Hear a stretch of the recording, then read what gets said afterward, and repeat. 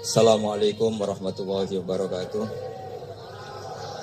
Bismillahirrahmanirrahim. Allahumma sholli wa sallim ala sayyidina Muhammadin wa ala alihi wasallam. Saya siap jadi bempernya Rasulullah sallallahu alaihi wasallam.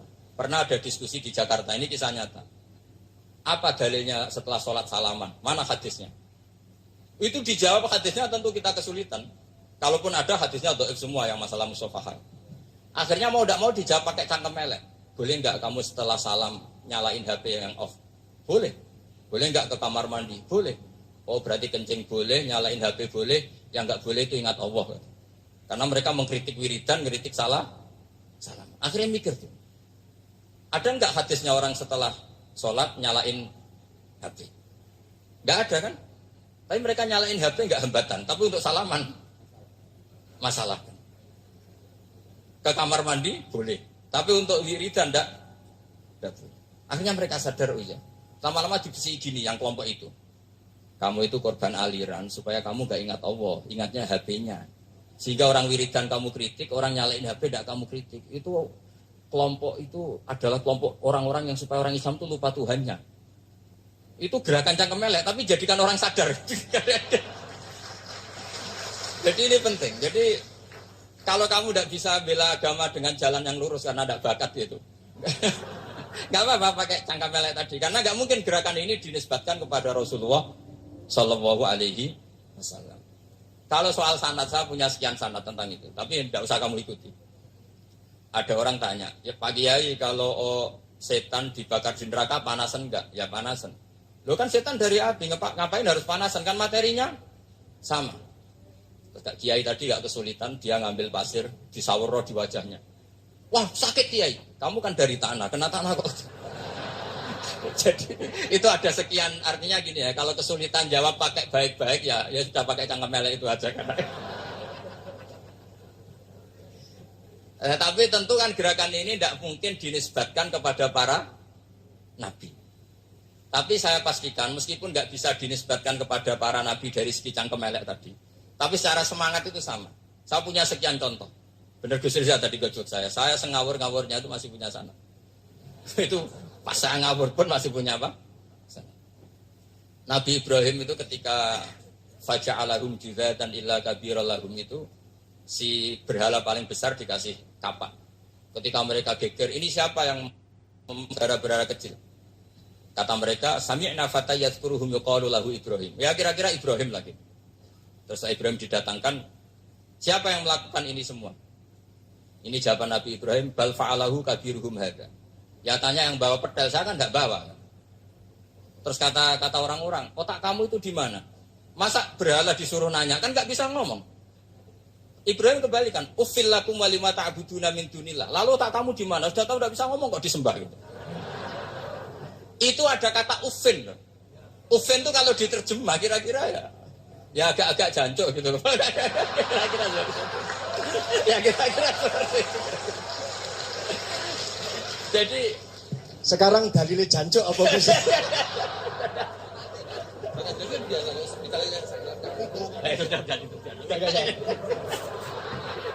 Gimana? Jancuk itu dari dak tinggalkanlah suan perkara sing elek. Krono ilati wong Surabaya kakian rawon akhirnya ngomongnya jancuk.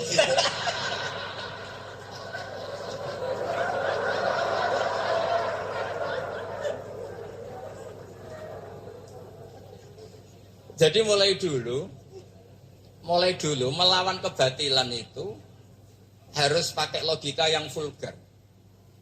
Karena memang nggak mungkin dengan bahasa-bahasa priayi itu nggak mungkin. Dan ini penting saya utarakan. Nah, kalau nanti nggak mungkin dinisbatkan kepada Rasul karena Nabi adalah ahsanan nasi khalqa wa khuluqa, kita yang ngambil alih saja. Gus Reza, saya, Gus Kalsan itu harus cangkem melek kan pantas. Luas.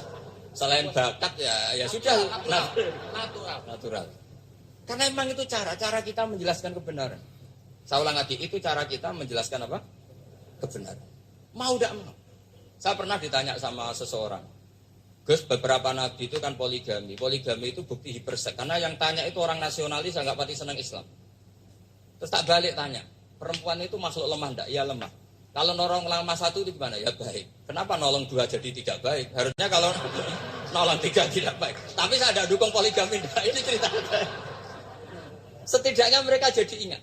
Saya itu pernah ditanya agak-agak orang ateis.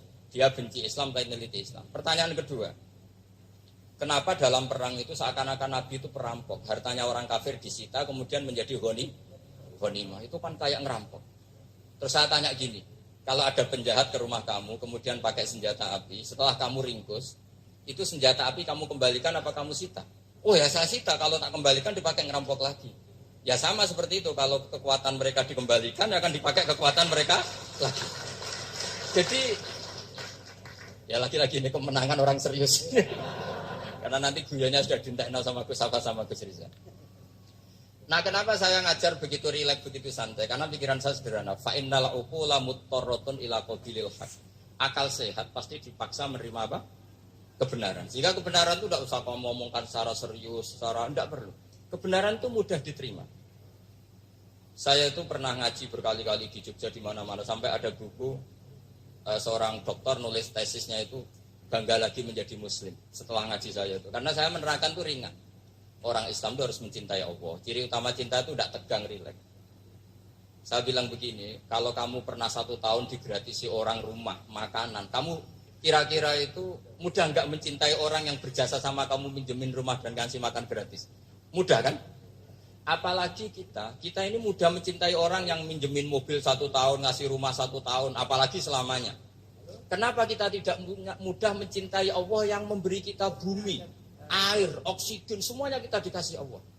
Akhirnya mereka mikir, wong mencintai seseorang yang ngasih dalam durasi 1 tahun saja mudah, apalagi mencintai Allah yang ngasih kita tanpa batas.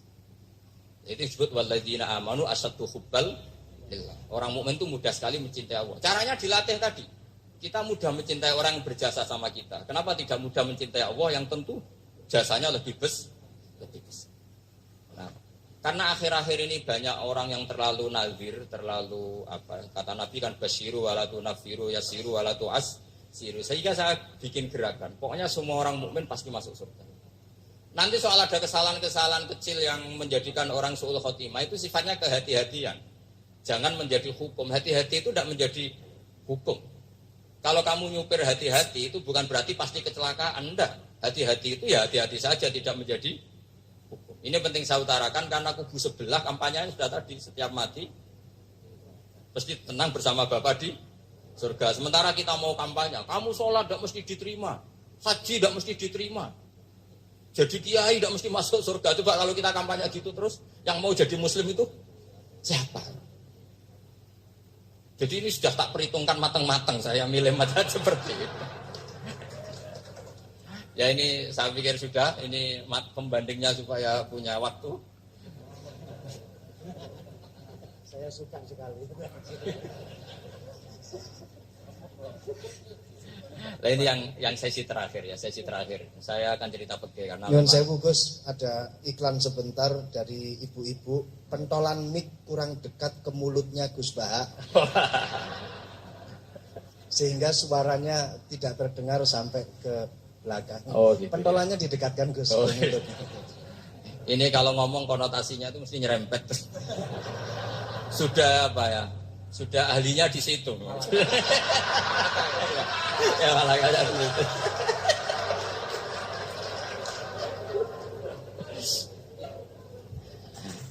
Dalam sesi terakhir saya cerita pentingnya pembanding.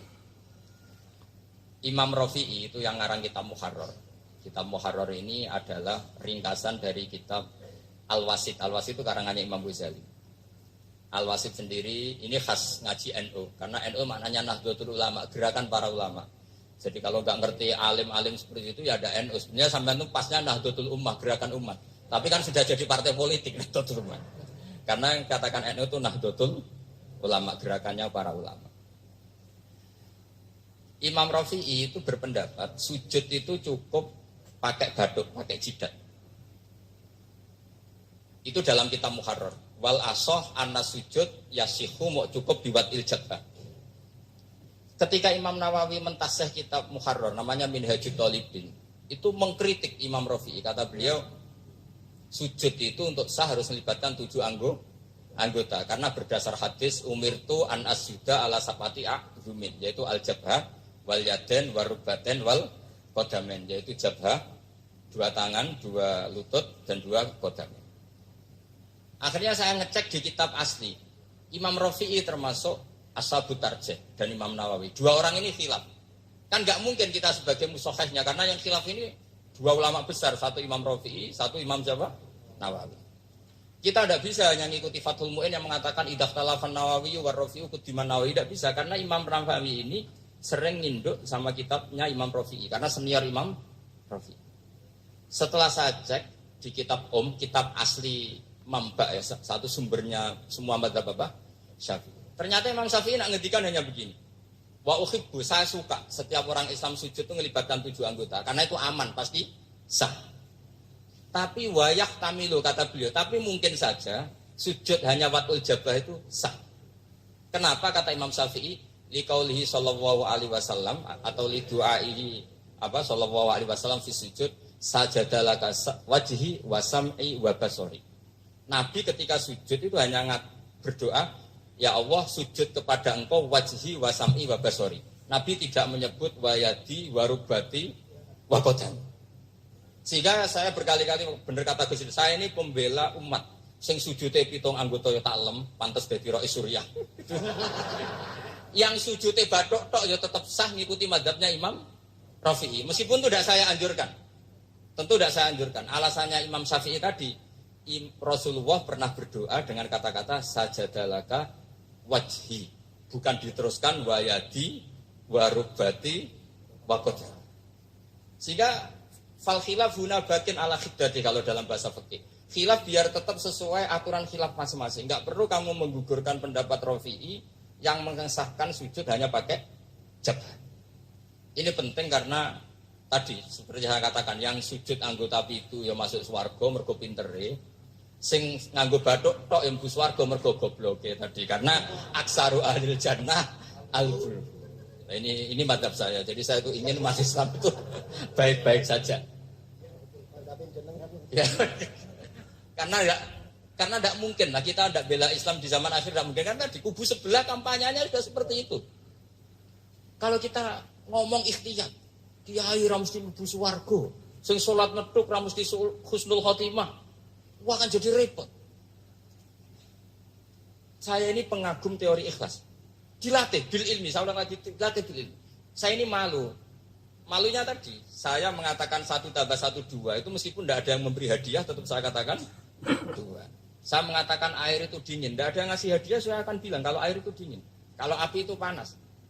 Untuk hakikat-hakikat seperti itu saja saya jujur tanpa ingin imbalan. Tapi ketika hakikat mengenai Allah kok saya minta imbalan surga dan neraka, ini apa-apaan? Kira-kira gitulah, Rois Suryah macam apa gitu.